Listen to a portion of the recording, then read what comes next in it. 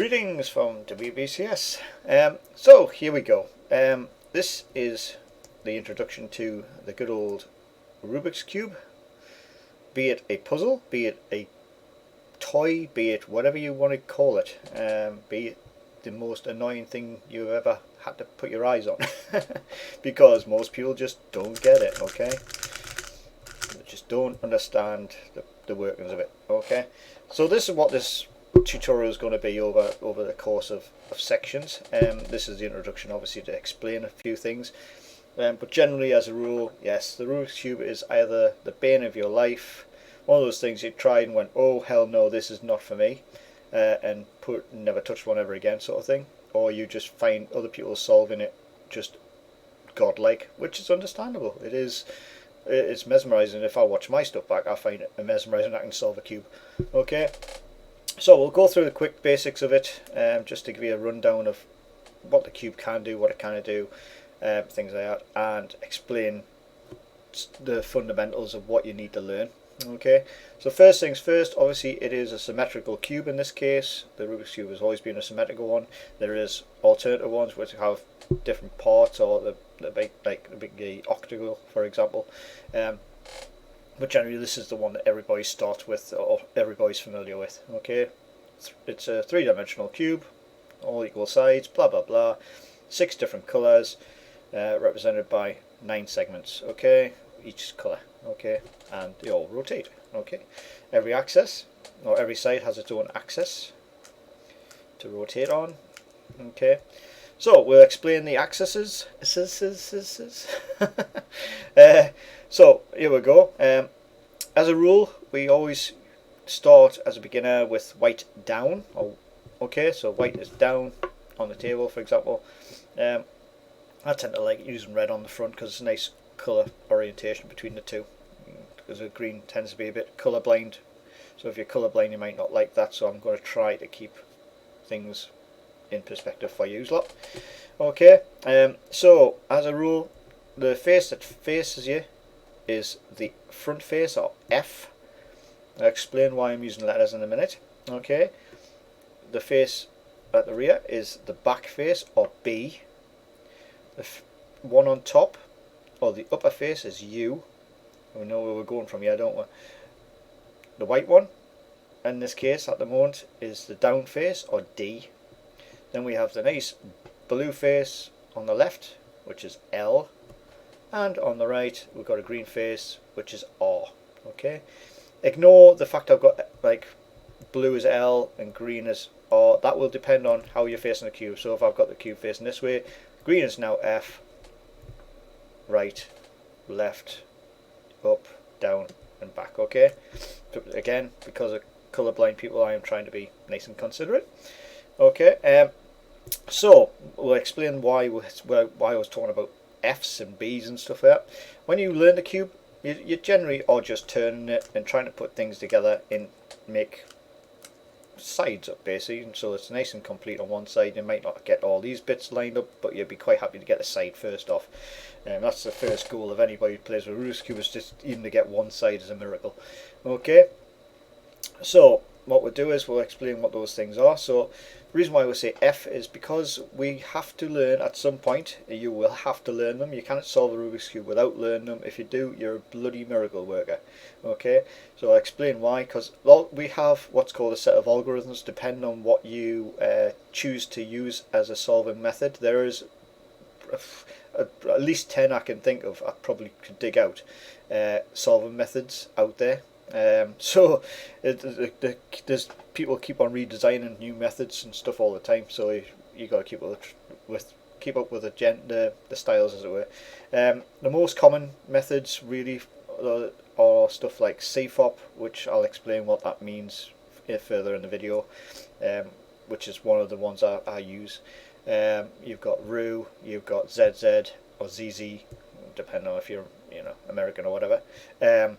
And you've got what's the other ones? Waterman. There's quite a few of them. There's a lot of them which are not used, just primarily because speedcubers would not use them. But we will generally use the standard LBL, which is what the standard Rubik's Cube method was originally, where you would do one side, complete one side, build this part up, the two layers, and then you would complete this side and then finish it. Okay, and that's the Rubik's method. We'll probably take you through that way as well as CFOP as well. Okay, because we will try to show you as many methods as we can, and show you different techniques involving a few of the methods mixed together, which is how I solve the cube. Okay, I don't use one method, I use a few of them intermingled, depending on what the cube starts off like. So we have got from the front. Okay, so we will do an F move. Each letter represents a move on the cube at 90 degrees or a rotation. So an F would be 90 degrees clockwise, like that. That is an F move. Okay, and we'll do an F move again, and again, and again. Okay, now the opposite way would be an F prime move, or an F anti-clockwise. So an F prime is 90 degrees that way. Okay, so that's an F, F prime, F, F prime, F. Okay, the other option that you will come across is what's called an F2 move, or a U2, D2, whatever, R2, D2, Star Wars move, which is R2, D2. Okay, for your Star Wars fans out there. So an F2 would be 180 degrees, basically, any direction. Okay, so we don't have an F2 prime because it's stupid, because F2 does the same thing. So if we go back and do F2, it's in the same place. So we don't do a prime for anything with a 2 after it. It's pointless, absolutely pointless. Why generate an extra name when we don't need it?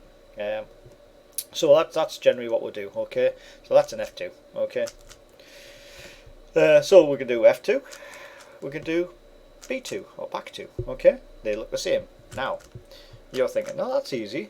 Not so easy. So what I'm going to do is I'm going to do an F and a B move. Okay, so here's F and there's B move. Notice the difference. Okay, there's different directions. Okay, and that is what's going to cause the most headache when you first learn algorithms or using algorithms written down somewhere, because what you've got to try to visualize. So if we turn it to the back face and we do a B, okay, now we turn it back. See how that's green? Now if we do a B on the front, now that's blue on top. Different directions, because that's a clock face, so that's still ticking that way. It's not going anti-clockwise unless we do a B prime. Okay, so that's what you got to remember is, say if we have an R2B, most people are going to do that straight away. That's not a B, that's a B. Okay, and that's what's going to trip a lot of people up when they first learn. It is very natural. I still to this day sometimes get my B primes and B's mixed up and stuff like that. It is when I'm scrambling, sometimes I will just accidentally go the wrong way. It still happens, and I've been doing it for years. Okay, so yeah, prepare to make lots of mistakes. That's part of cubing. Even the pros will tell you there is times when they've probably done a 10-second solve and they should have done it in 6 seconds because they've done a fumble and they've went around the block basically, or went literally around the block and resolved it. So yeah, so you can make mistakes, and you will make lots of them. I'm not going to say you're not going to make a mistake, but you will make lots of them. And oh, I got a bit of dust on my cube. Yes, I have. Okay, so we'll go through the other things as well. So we've got L, R, okay, L prime, R prime. We've got U, D, U prime, D prime. Okay, and the same with the 2s. So L2, R2. To make a difference, R2, but both the same. So that's why you don't have an R2 prime or an L2 prime, because there's no point. There's an R2, there's an R2 prime. It makes no difference. So yeah, we would never have a prime with a 2 before it. Okay, the other moves you can do are middle moves. When you're learning, you would normally do like an L prime, an L and R prime. Okay, but in our terms that is an M prime. Yes, we use like a flick, so you can either flick from the top, flick from the bottom. Okay, let's see if I can give you a so we're doing that, and that's an M. Okay, we've got S moves, which are those ones, and we have E-slices, which are these ones. Okay, so that's pretty much it. That's all that moves really. There is other things. Each main move is represented by a capital letter, so that's a capital R. Okay, you do get a small R, which is I can't remember off the top of my head. I can't remember if that's a small R or if that's a small R, but yeah, it's like a it's not quite the same. Okay, and you've got X's and Y's and stuff. If you need to know any of that stuff, you'll go to these websites up here, and they give you a better breakdown. Rubiks, there's another one I should have put up there actually. It's got a really good explanation. It's got an animation system for the cube as well, so you can actually press the letter, or you can look at the letter up and it'll play it and let you see what the actual letter represents, and it's quite a good learning curve for you, so you know which way you're turning your cube. Okay, I don't want to waffle too much more. I will say you need to be dedicated, definitely, in cubing, especially if you're going to take it to the extreme of where you might become a speed cuber and start timing yourself. That is when it becomes a bit of an addiction. Okay. When you do your first solve, you might take 10 minutes. You might take 5 minutes when you do your first time solve. Okay, you might be lucky, you might get under a minute. You never know. But it does become a sort of an addiction to try to solve the cube faster and faster if you get it in the last situation. If you just wanted to solve it and say, yeah, I've done it, put it away, forget about it, that's up to you. For me, no, I've got to do at least one solve a day, at least. You know what I mean? I'll be thinking about it non-stop if I don't. Just because the more you do it, the faster you get, the more you can learn. I am constantly learning all the time. I've been learning. I did this back in the 80s.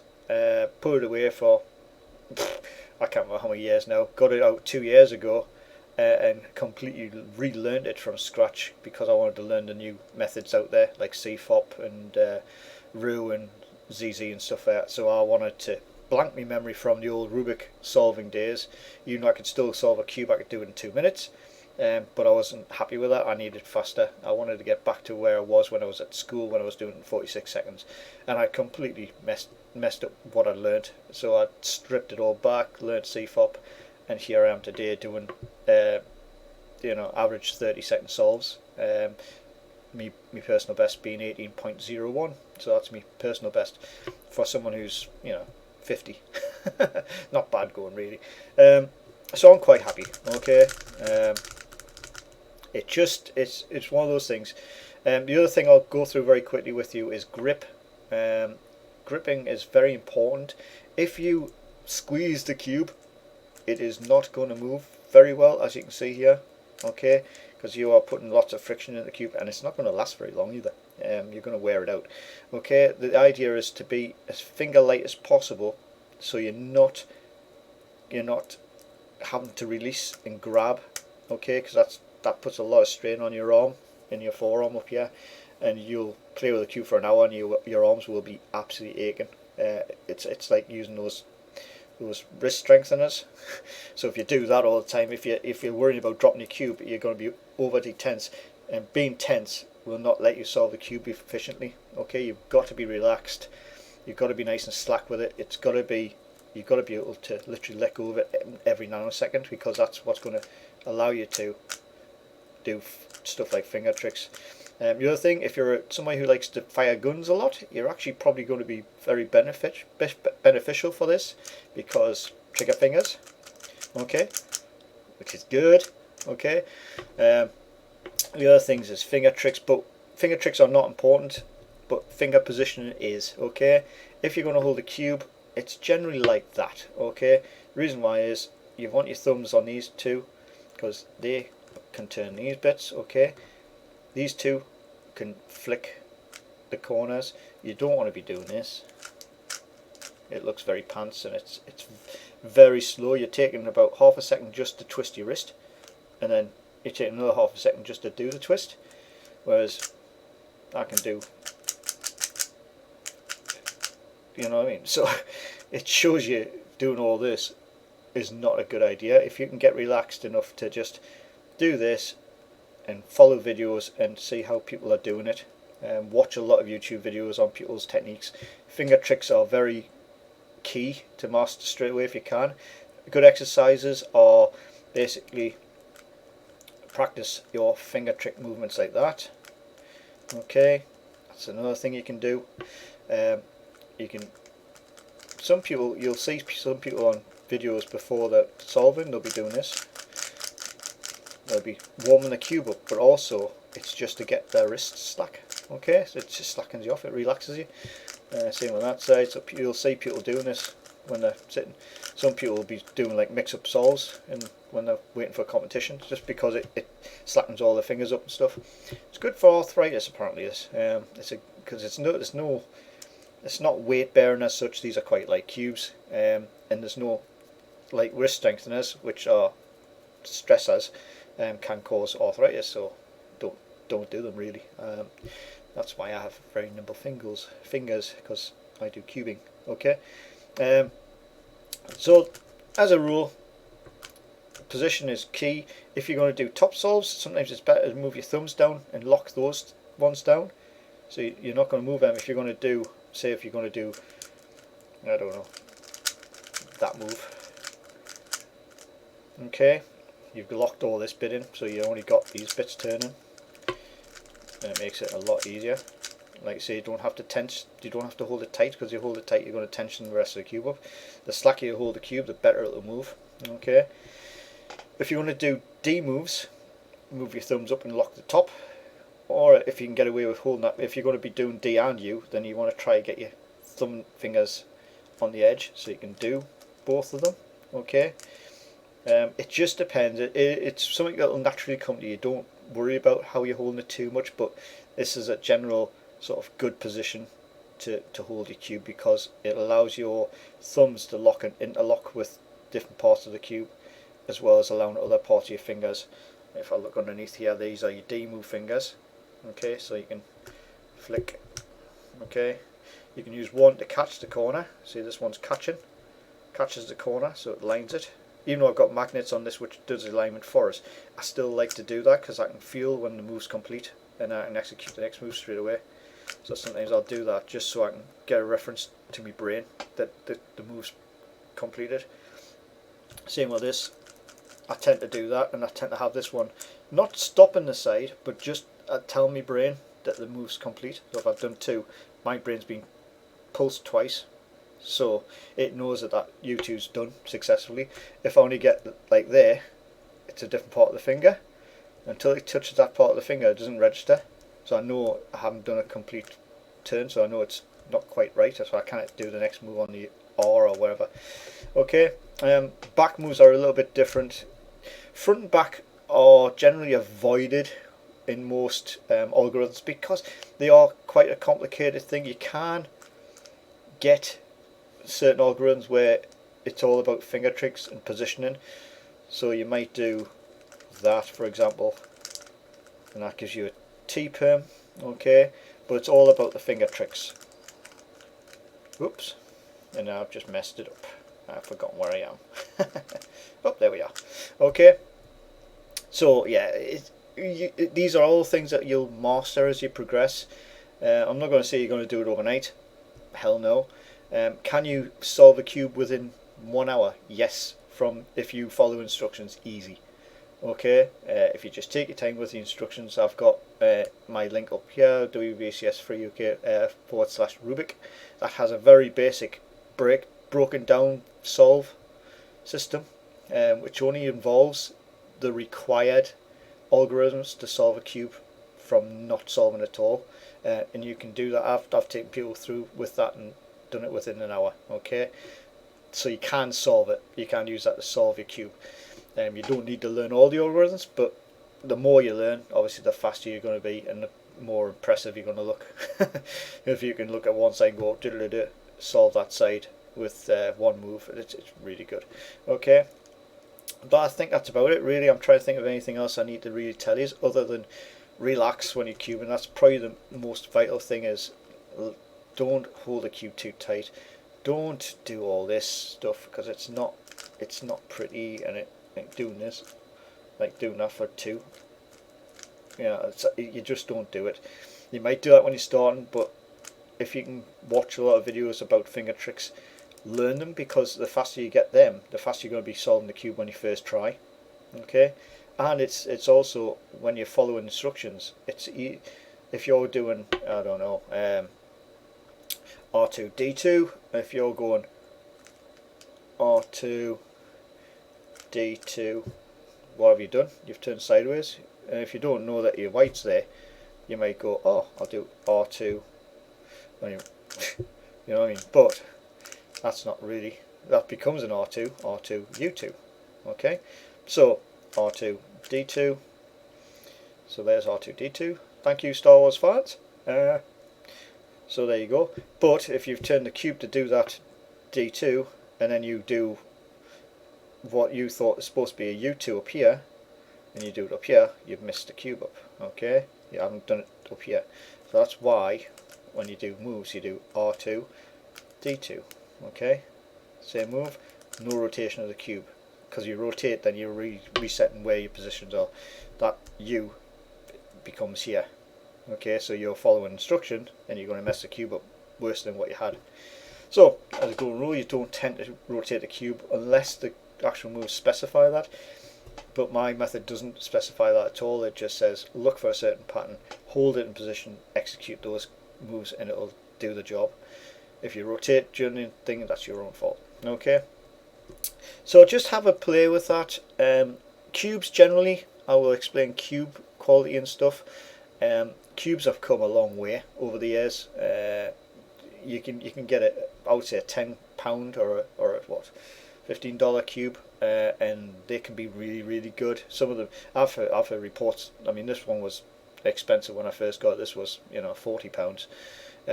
Now about 26 quid, by the way, at cubes.